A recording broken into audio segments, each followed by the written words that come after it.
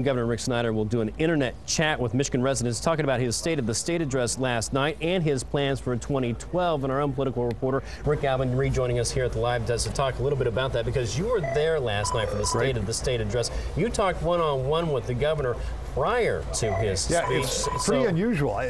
That's never happened in 30-plus years of doing this in different places, you know, in different big speeches.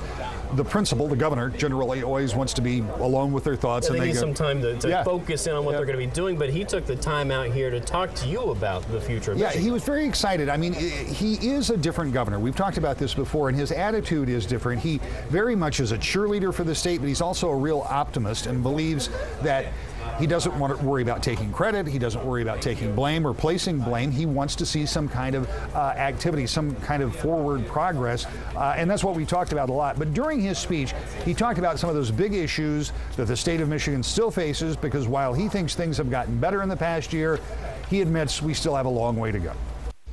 Michigan had been in decline for several decades, with the last decade being particularly difficult. We were essentially tired and broken. In 2011, we made large strides to make Michigan a great state again.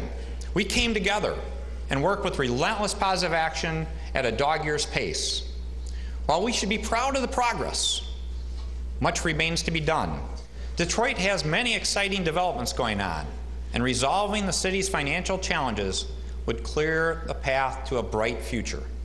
It is important for all Michiganders to understand that having a thriving, growing Detroit is critical to all of us. All right, you heard the governor there talking about Detroit. And Brett, we're going to hear a lot about Detroit over the next few weeks, the next few months. Obviously, there's some big financial problems in that city. And while the city believes that they found some new money from some savings that they can go beyond April, it seems unlikely they've got enough cash to operate throughout the year. Who but the state of Michigan then can be the backstop for a big city like Detroit? It's got to be the state. So there's one issue. The other issue, which may be combined, is the bridge. The governor said last night in our one-on-one interview, the bridge will be built. So the question is, how does that happen? And do those two things come to some kind of convergence for an economic stimulus for the city of Detroit at the same time that the governor tries to convince the city that they're going to have to take over some state management, the emergency financial manager? So out of that speech last night, there are a lot of things he talked about. Joe LaFurgey is going to be talking about his crime initiative. We'll talk a little bit about more campaign finance disclosure. I'll be doing that a little later tonight, and some more reaction. But the two big things that I think I'll end up reporting on most this year will be that bridge and what happens to Detroit's finances.